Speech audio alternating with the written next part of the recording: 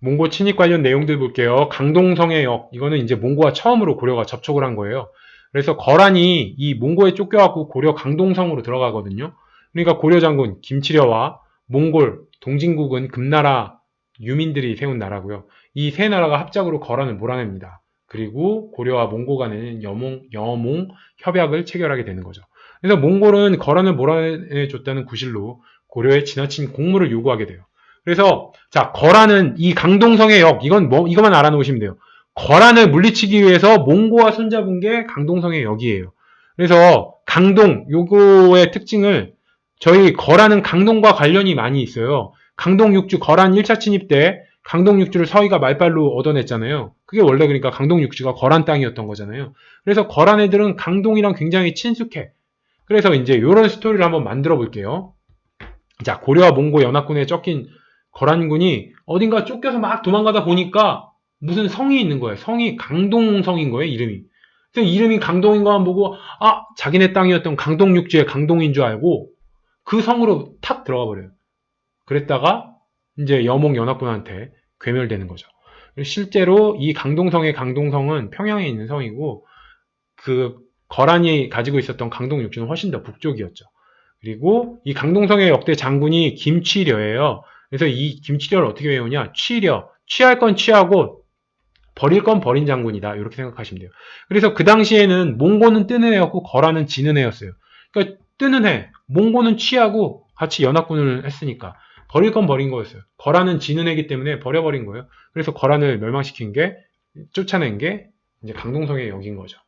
자, 저고요 피살 사건은 몽고 사신 저고요가 고려에서 돌아가다 피살된 사건이에요. 그래서 몽고에 고려 침입 명분을 제공하게 됩니다.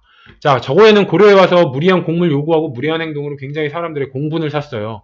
그래서 저고요 피살 사건에서는 저고요가 몽고 사람이다. 몽고 사람인데 피살됐다. 그래서 몽고가 침입하게 된다. 요것만 아시면 돼요. 그래서 저고요가 몽고 사람이라는 걸 알기 위해서 저고요를 저 몽고요 앞에 몽자만 붙이면 저 몽고요. 그러니까 몽고 부심 가득했던 이 사신이 고려에서 여기저기 돌아다니면서 나쁜 짓 하면서 저 몽고요, 나 몽고요, 누가 날 건드려, 저 몽고요, 나 몽고요, 저 몽고요 이러면서 자기가 몽고 사람이라고 여기저기 티내고 다니까 그 꼴 너무 보기 싫어갖고 누군가 죽여버린 거죠. 그래서 그것 때문에 몽고에 고려 침입 명분을 제공하게 되더라. 그리고 저희 고조선 할 때 서파 살해 사건이라고 한나라 장수 서파가 고조선에서 살해되잖아요. 같이 비교해서 서파 살해 사건을 계기로 한나라가 고조선을 침공하는 계기가 되고 저고요 피살 사건은 몽고가 고려를 침입하는 계기가 되더라. 몽고는 1에서 6차까지 침입을 하고요. 하나씩 볼게요. 몽고 1차 침입 등은 저고요 피살 사건을 구실로 몽고가 침입을 해요. 그때 우리나라 장수는 박서였어요. 박서라는 사람이 이제 귀주성에서 전투를 하면서 저항을 합니다. 근데 이제 거란 3차 침입 때 강감찬 장군이 귀주대첩 벌였죠. 그것도 있고 고려 몽고 1차 침입 때도 박서가 귀주성에서 전투를 벌였다. 이 정도 알아놓으시면 되고 결과 고려는 몽고의 요구를 수용을 했어요. 그리고 몽골군도 큰 소득 없이 돌아갔다. 그래서 보통 1차 침입은 보통 염탐, 간보기 이 정도기 때문에 몽고도 크게 안 싸우고 그냥 돌아갔다. 그래서 거란 1차 침입 때도 서희 말빨로 그냥 전쟁 안 하고 돌아가잖아요. 자, 몽고 2차 침입 여기선 좀 알아야 될 내용들이 있어요. 일단 처인부곡에서 김윤우라는 장군이 이제 고려와 맞서 싸우면서 몽고의 장군 살리타를 죽였다. 그래서 집권자 최후는 이 1차 침입 이후에 강화조약을 맺고 조공을 주기로 했는데 너무 무리한 조공을 요구해 오니까 거기에 반발을 해서 강화도로 도읍을 옮기고 장기 항전을 준비를 합니다. 그때 2차 때의 장군이 김윤후예요. 당시 상황이 어땠냐? 몽골 침입 때 최후는 삼별초랑 고려군 핵심들은 다 데리고 강화도로 도망가 버린 거예요. 그러니까 육지에는 백성들만 남았어요. 그래서 어떻게 해요? 부곡민들과 김윤후가 힘을 합쳐서 몽골을 물리치는 거예요. 부곡이면 향소부곡, 천민 대접받던 사람들이에요. 천민 대접받던 사람들이 나라가 어려우니까 김윤후와 함께 힘을 합쳐서 몽골을 맞서 싸우더라. 그래서 2차 침입 때 처인부곡이란 부곡이면 향소부곡이죠. 처인부곡에서 활로 몽고 장수 살리타를 사살을 합니다. 그래서 몽고군은 살리타가 죽은 다음에 더 이상 남하를 하지 못해요. 그래서 처인부곡은 처인현으로 승격을 하게 되더라. 비교해서 몽고 2차 침입 때는 김윤우가 활약을 했고 거란 2차 때는 양규라는 사람이 활약을 했다. 그래서 양규를 희생양을 구하다. 이렇게 외우라고 말씀드렸었죠. 자, 김윤후, 윤호의 윤호, 이름 비슷하죠. 윤호. 그래서 김윤후가 동방신기 윤호의 전생이 김윤후였다. 이렇게 생각할게요. 그래서 윤호가 지금은 막 신기에 가까운 춤솜씨를 가졌잖아요. 근데 전생에는 신기에 가까운 활솜씨를 가졌다. 이렇게 생각하셔서 활로 결국은 몽고 장수 죽이잖아요. 살리타를. 그래서 김윤호 하면 윤호 생각하시고 김윤호가 옛날에는 전생에는 활솜씨가 뛰어났구나. 이렇게 생각을 하시고요. 자, 1차 침입은 몽고 요구 조건 수용하고 마무리됐어요. 근데 2차 침입 때 고려 정부는 강화도로 피신을 하죠. 그래서 육지에 떨그렁하니 남겨진 사람들, 이 사람들은 몽고 침입에 그대로 두드려 맞은 거죠. 그래서 몽고에게 그대로 쳐맞았어요. 그래서 처인이에요. 쳐맞았다. 쳐맞은 사람들이, 처인 부국민들이 2차 침입 때 몽고에 맞서는 거죠. 그러니까 육지에 남아갖고 몽고의 침략에 그대로 쳐맞은 사람들, 이 사람들이 2차 때는 처인들이 그냥 몽고에 맞서서 싸운 거예요. 쳐맞은 사람들이. 그래서 처인 부국민, 이걸 외우기 위해서 처인. 2차 때는 정부는 강화도로 도망가 버리고 육지에 남아갖고 몽고에게 두드려 쳐맞은 사람들이 이제 김윤호와 함께 처인 부국민들이 힘을 합쳐서 몽고에 맞서 싸우더라. 이렇게 생각해서 처인하면 쳐맞은 사람들이 이제 맞서 싸우더라. 이렇게 생각하시고, 자, 5차 침입 때 김윤호가 충주에서 노비문서 불태우면서 노비들과 함께 싸울 것을 독려해서 승리를 했다. 김윤호가 2차 때는 처인부곡에서, 5차 때는 충주성에서 이제 대용 항쟁을 했다. 이렇게 생각하세요. 자, 3차 침입에서 외워야 되는 거는 황룡사 9층 목탑이 소실됐고요. 제조대장경을 조판을 착수합니다.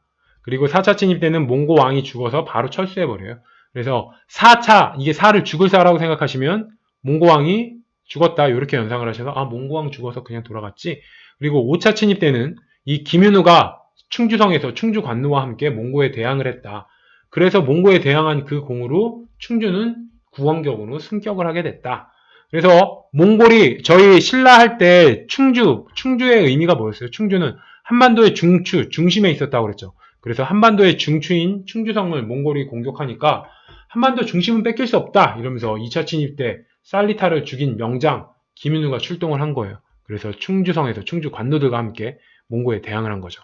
그래서 김윤우는 신분 천한이들과 대몽항쟁을 펼쳐요. 2차 때는 처인 부곡민, 처맞은 사람들이랑 함께 힘 합쳐서 싸우는 거죠. 처인 부곡민들. 그리고 5차 때는 충주 관노들과 함께 싸우더라. 그리고 충주는 저희 삼국시대 신라 이소경 중에 국원소경이 있었죠. 그래서 국원소경의 의미는 국가의 중심에 있는, 그래서 충주가 바로 국가의 중심이라서 국원소경이라고 한다. 이렇게 말씀드렸고, 통일신라 때는 오소경 중에 중원경이라고 불렸어요. 왜? 나라의 한반도의 중심에 있으니까. 그래서 충주는 한반도의 중심이다. 이것도 생각해 놓으세요. 자, 6차 침입 볼게요. 충주 다인철수민들이 몽골군을 격퇴했어요. 그래서 그 공훈으로 다인철수는 이간현으로 승격을 했다.